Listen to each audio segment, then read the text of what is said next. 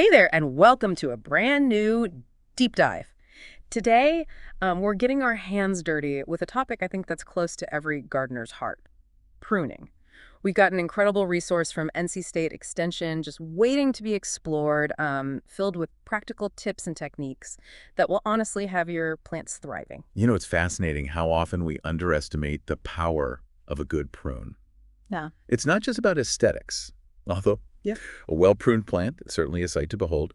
It's about actively participating in your plant's health, growth, and even its lifespan. So we're talking about more than just a quick trim here and there. Absolutely. Think of pruning as a targeted strategy for achieving specific goals in your garden. Want more flowers next spring? Pruning can help with that. Need to control the size of a rambunctious shrub? Pruning's got you covered. Concerned about disease prevention? You guessed it, pruning plays a vital role. This is starting to sound less like a chore and more like a superpower.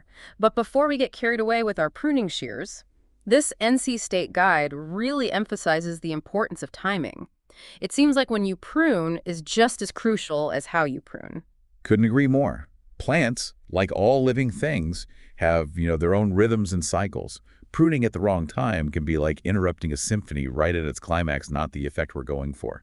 So how do we make sure we're pruning in tune with our plant's needs? A good rule of thumb is to think about the plant's natural flowering cycle. For those beauties that bloom in the spring, like your lilacs or forsythias, the best time to prune is right after they finish their floral show. This gives them the entire growing season to recover and set new buds for the following year. So no pruning those spring bloomers in the fall or winter. Got it. But what about plants that bloom later in the year? For those late summer or fall bloomers, think witch hazel or beautyberry. You'll want to prune them in late winter or early spring, before they wake up from their winter slumber. This ensures you won't accidentally snip off any of those precious flower buds that have formed over the winter, just waiting to burst forth. Okay, I'm seeing a pattern here. Prune after flowering for spring bloomers. Prunes before growth for late bloomers. Makes sense. But what about those plants that don't really have a defined blooming season, like evergreen shrubs? When do we tackle those? Evergreens are generally more forgiving when it comes to timing. The general rule is to give them a trim just before their big growth spurt, which typically occurs in late winter or early spring. However, you can often get away with light pruning throughout the year for maintenance. This is where I always get a little intimidated. The different types of pruning cuts. Removal, reduction, heading. It can feel a bit overwhelming, like choosing the right surgical instrument. I hear you. But just like surgery, precision and understanding are key. Let's break these cuts down, shall we? First up, we have removal cuts. Think of these as your cleanup crew, eliminating any dead, diseased, or damaged branches entirely.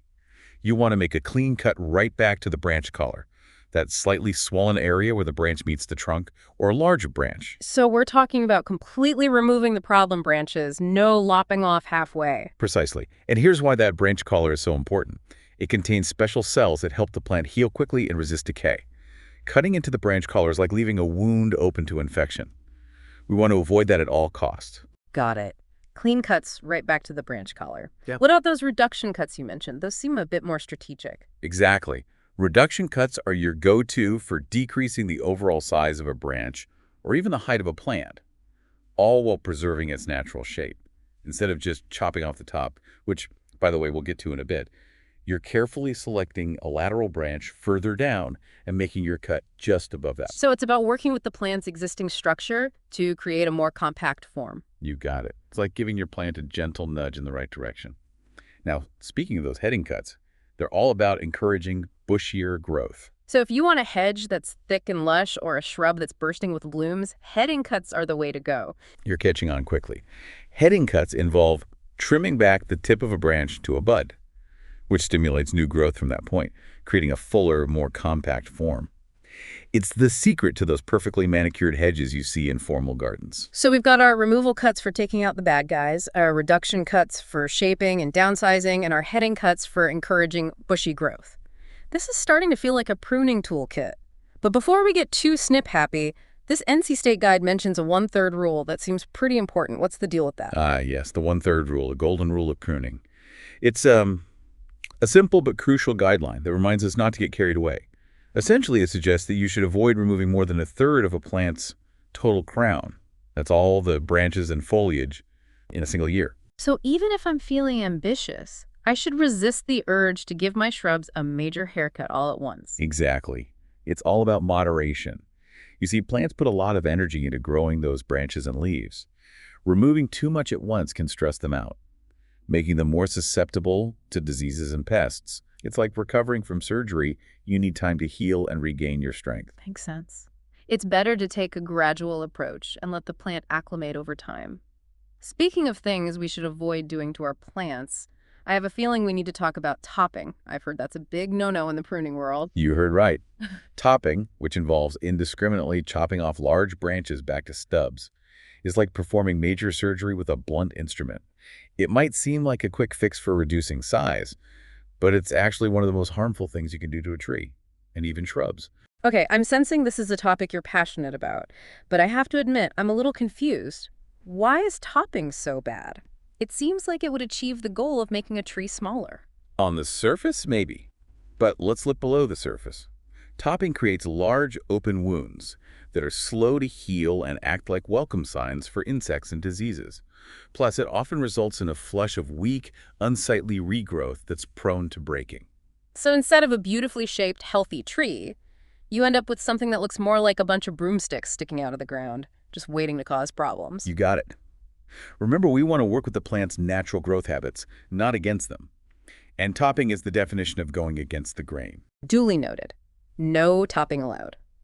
So we've talked about the types of cuts, the importance of timing, and the evils of topping. But what about the actual act of making those cuts? The publication stresses the importance of making clean cuts to help the plant heal properly.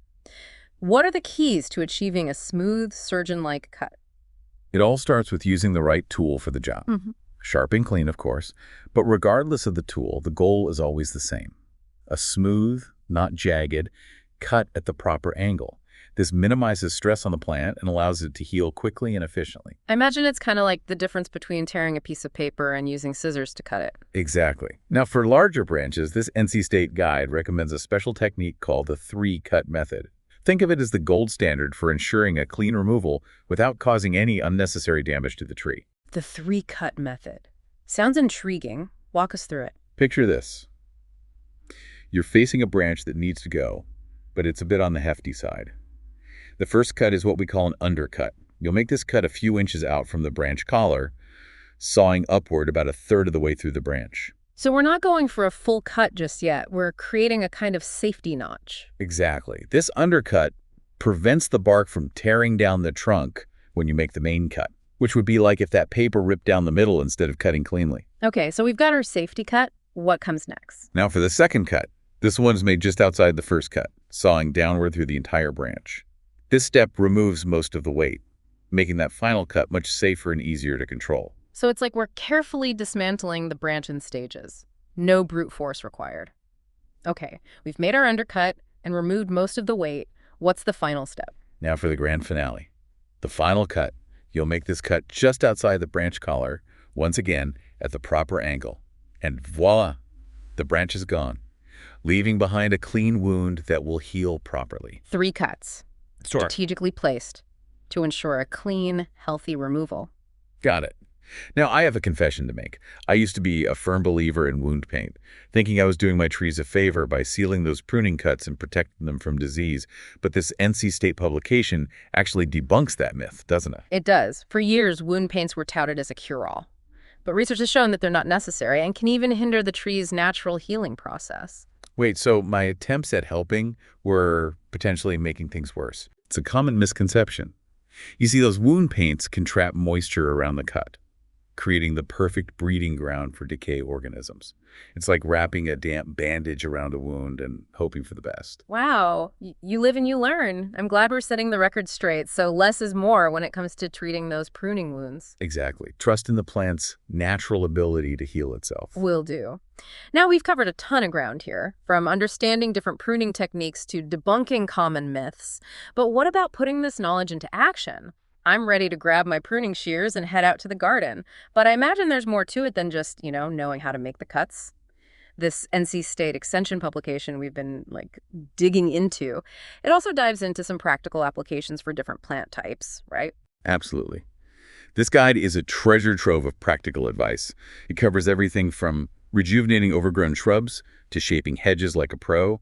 You'll find tips on pruning for specific goals, whether you're aiming for maximum flower production or controlling the size and shape of a plant, or even just maintaining its overall health. So if you've got a forsythia that's gotten a little too enthusiastic or a boxwood that's yearning for a more refined look, that's the section to bookmark.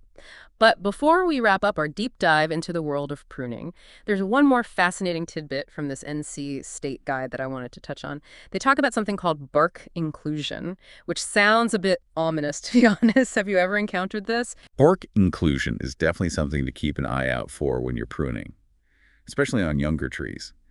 It happens when two branches grow too closely together, and as they thicken, the bark gets trapped between them, creating a weak point that's susceptible to breaking under stress. So it's like a hidden flaw that could lead to a major branch failure down the road. How can we spot these bark inclusions and what should we do about them? You'll often see a raised ridge or seam of bark where the two branches meet, almost like a zipper that hasn't been completely closed. If you notice this, it's best to choose one of the branches, usually the weaker or less well-positioned one, and prune it back to its point of origin.